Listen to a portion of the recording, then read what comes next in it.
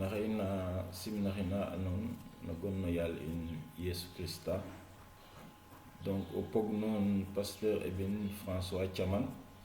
ref pasteur na jangu Philadelphie fe Boyar Top na quartier fe na xoyel Fassane. Donc mi garaxinu xay pour waxtanaxin fa nun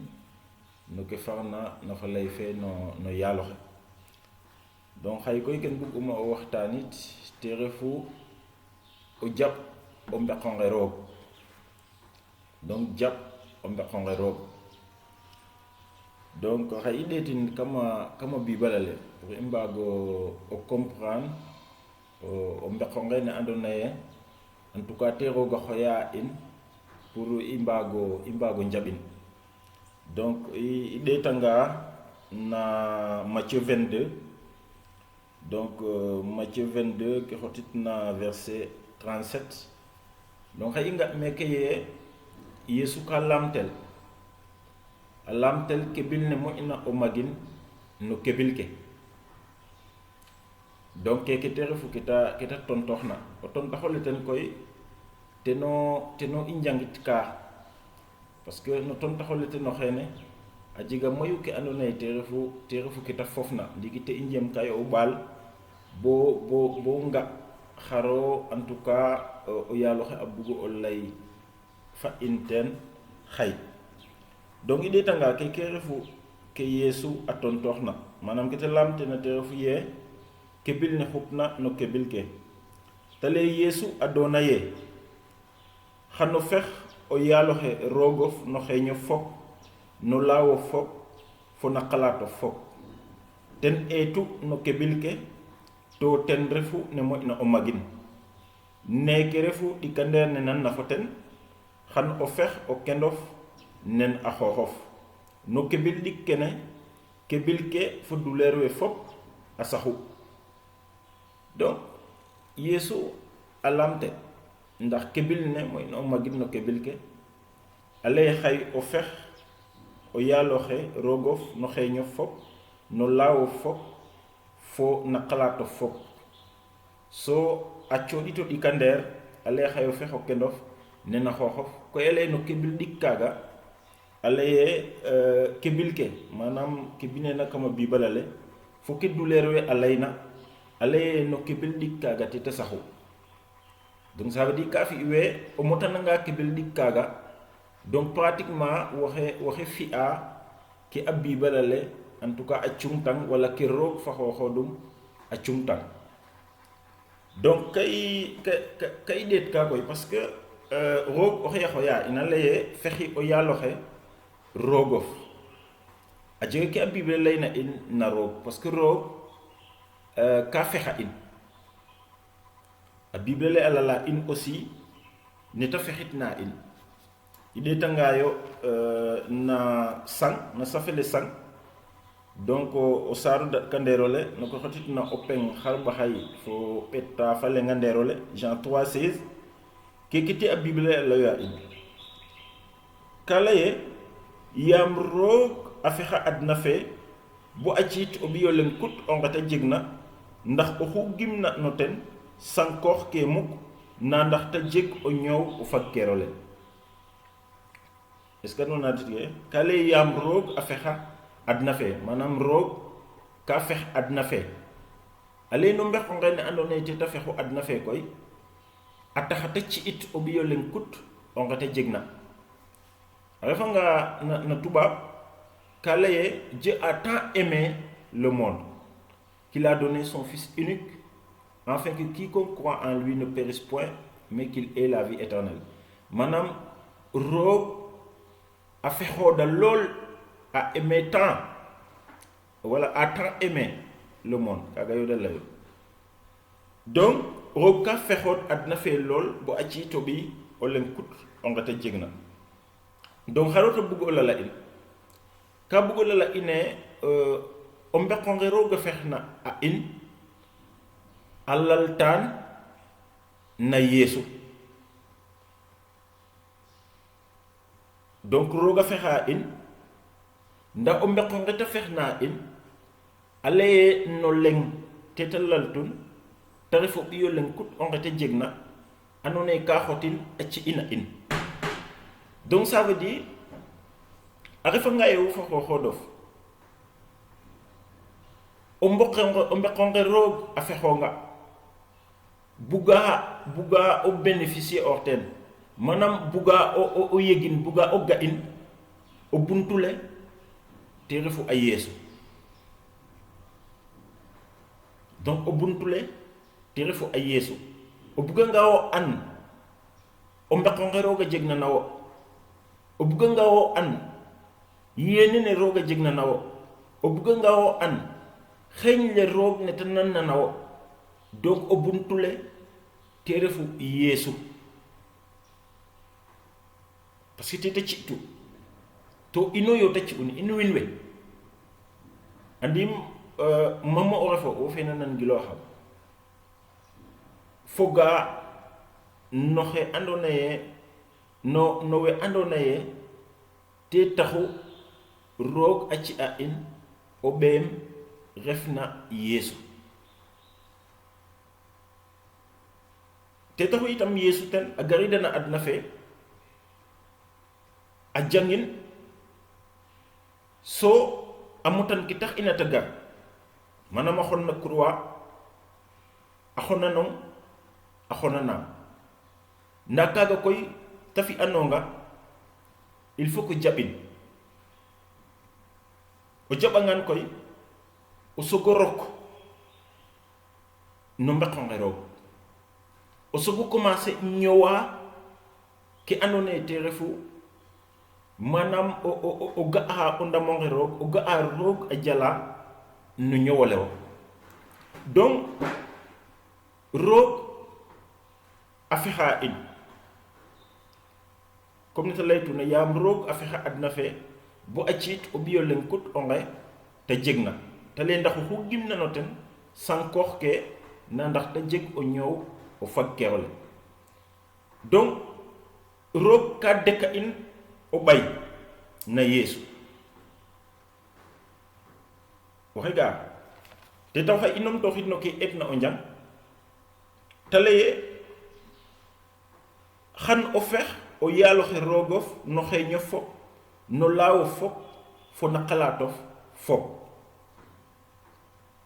Donc ça veut dire roog na yeesu a let dango ɓay a longe kan fexo kan bugong ka fi we xay o koor oxe andona ye ka ga o toog oxa andona ye ka bug no fi o tew a ga in bota doyin a ret pour a lay no bugole ten a leyne kan bugong to kan bug ong o fi par exemple o tew maga koy o tewoxe tenona xalam ka manam tenona tet ka ndaxay ja manam o bugole o koroxe na a bugi dona wala ka ta fañ kan.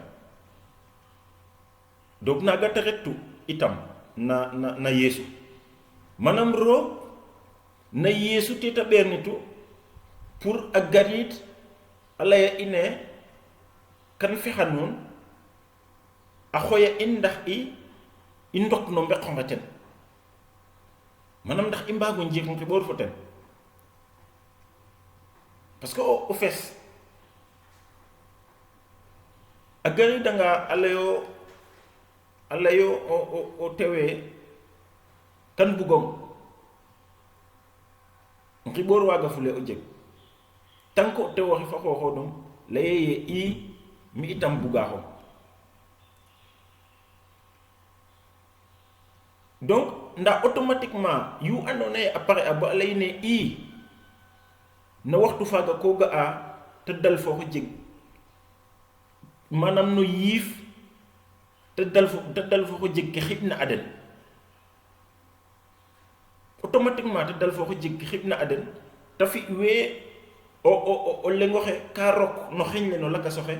so o lakasoxe a rok no xeñ le no xana manam te jeg ke dal fo na o xiba den bo andona ye wiin wene manam même o lengoxe a retanga o mbiñ sax ka halata o xeke ka halata o laka soxe o ga koy mbagate yo wagate o mofto nan re xay da ngoyrayo téléphone wala xay da mbugo o ndefayo ensemble fo kene yin yam ka dal fo xo jeng xibor ne ando naye te jigatu ander den yamo ile ne ando naye te o te waxe alayu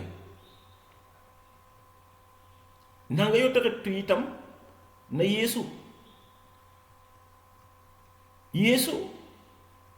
abugan bo avant taxeta kale ndet yon adna fe fok mu yegliti ko nano felule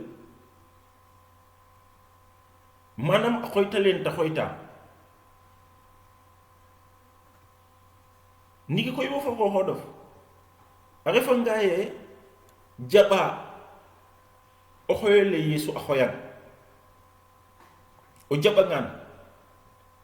te o fadna keke o yaloxe alayam talonge xano fex o yaloxe rogof no xeño fop no lawo fop na yifo fop fo na doole of fop o jab ki andoona yee te refu o xoyo lene o yaloxe a xoyan no ɓeem yeesu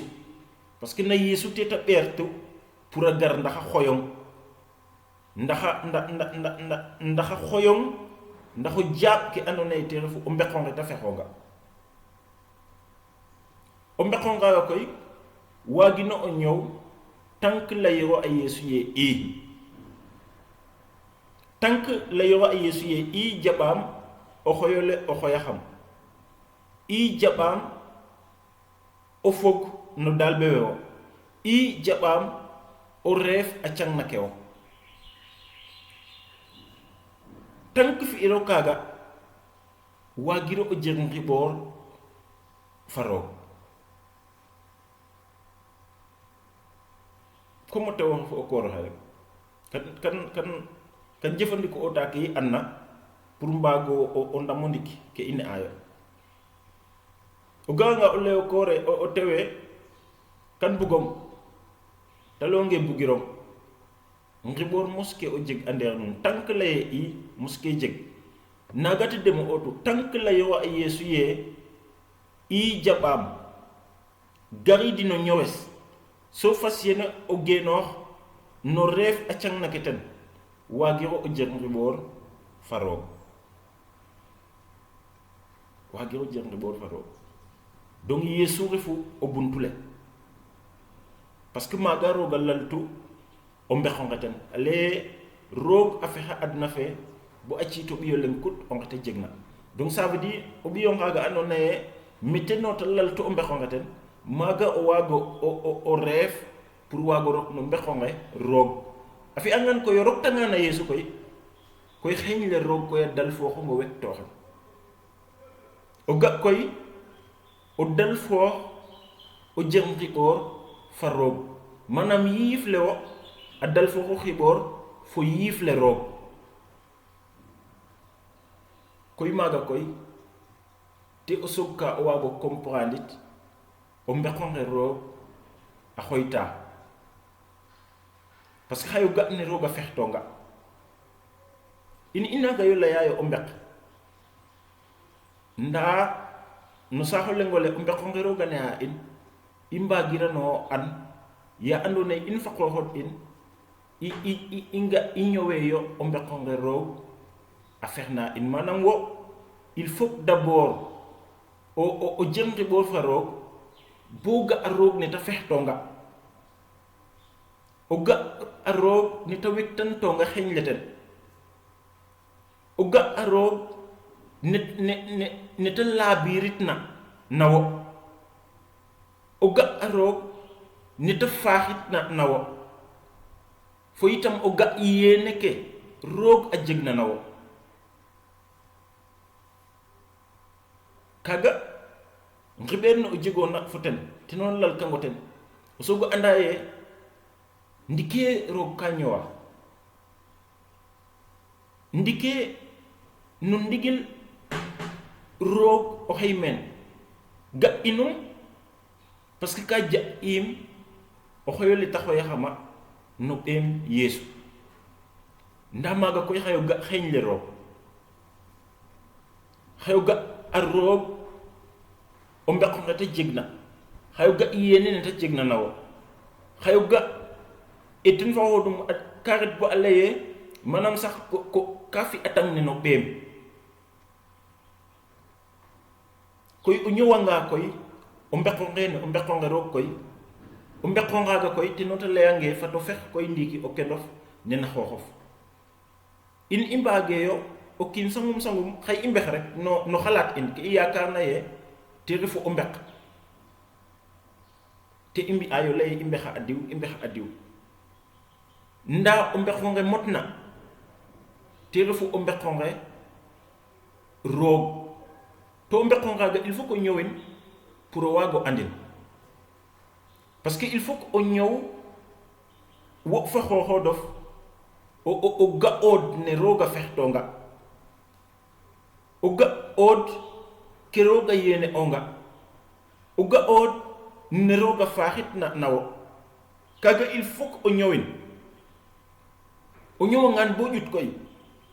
wo koy kaaga andoona yee te o ga'tona roog koy te o laalka koy ndax waago itam o fexit naaga o kendof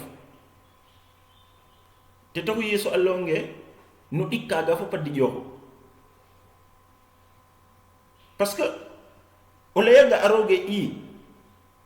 jaɓaam o mbeqonge o xooytaxam na yeesu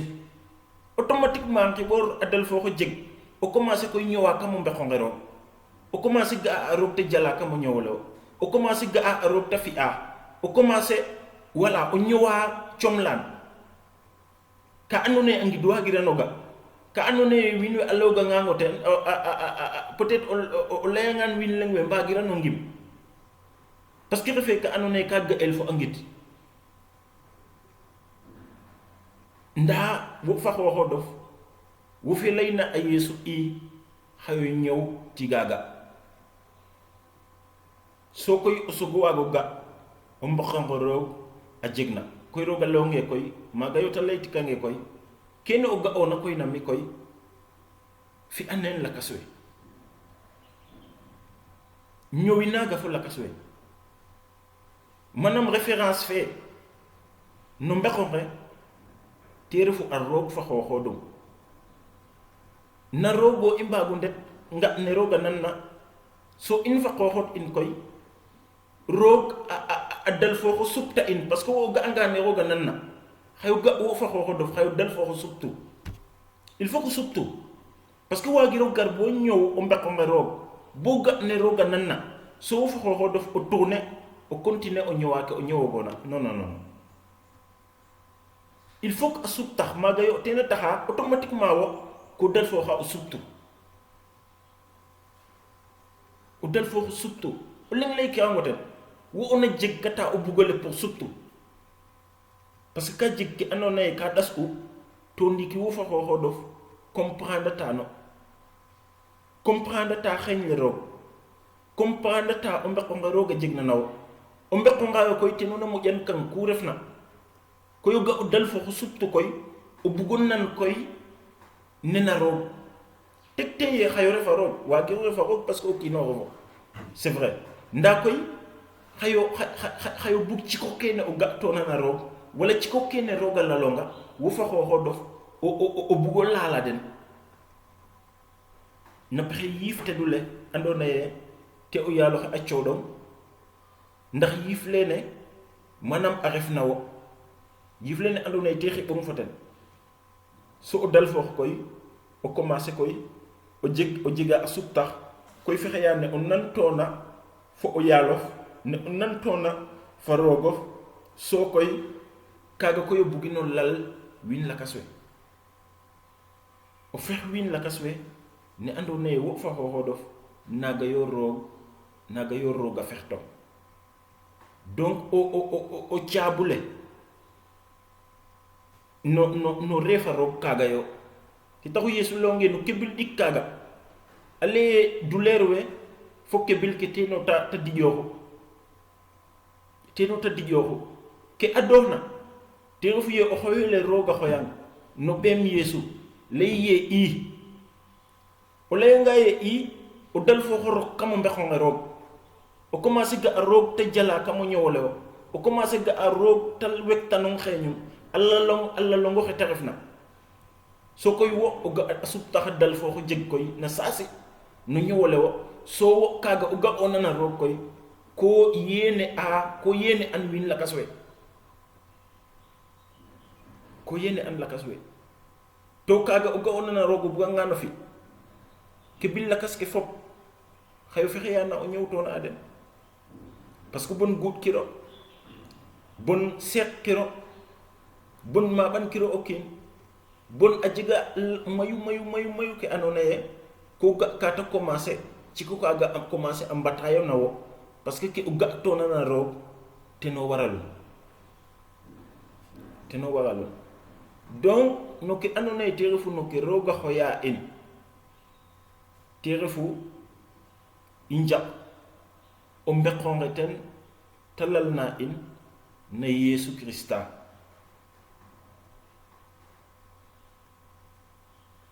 roog a fexe adna fe bo a ciito ɓiyo len kut o nge ta jegna ndax oxu gimnano ten sanko ke na ndax ta jeg o ñoow o fakkero le donc roog buge o sanku roog buge in sanku ti tax ta ɓisidong o ɓeem fexe yo anda Yesu fexe yo an a Yesu fexe yo an oxe Yesu a refna fexe yo an ke Yesu a jangin na o leye i o yaaloxe jaɓaam yaam te ref o buntu le tank layo ye jaɓaam waagiro o rok no mbeqonge roog waagiro o jeg ngiɓoor fa roog il faut o buntu le te refu o ɓeenga ten ta lultiidna donc kene ten bug'um vraiment o xaajir fa nuun xay a refanga ye jaɓo fuliro geenooxa fuliro parce que kaaga wo ona geenooka ndax na ndoko fo o ref ka wala mu waagona waago ref wo ona geenoox ka o laya Yesu ye i o yaaloxe jaɓaam o mbeqonge o lalaxama na Yesu jaɓaama Yesu nino yaal fo o mumucel kaga a ɗelemo o layka na ɗelemo kaga o laya o yaaloxe Yesu o layta directement roog fe lulidonga o ten te o layta directement to a refanga ka andona ye ka ref ndigil na wo xayo ga keke ne leyonga a fadnoox no ñowole wo o dal fo xo jeg ngiwoor fa roog o dal fo xo commencer ga a roog te jala no ñowole wo xay rooga jangnong parce que mayu o layanga ga mbooge roog ne laya wala roog ne jala wala c'est parce que ka laya fuleyo i